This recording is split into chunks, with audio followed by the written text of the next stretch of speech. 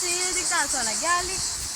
Burası efsanelere göre bir padişahın kızıyla çoban aşık oluyorlar birbirlerine ve her zaman, her gün daha doğrusu bir ağacın altında burada buluşuyorlarmış.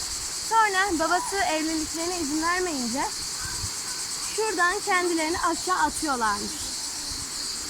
Sonra babası ilk önce ağlıyorlarmış, sonra kendilerini atıyorlarmış. Sonra babası da gelip ağlıyormuş.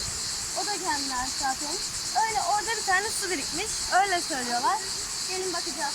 Bir de söze göre burada Kleopatra eskiden yıkanıyormuş ha. Nasıl yıkanıyorsa artık.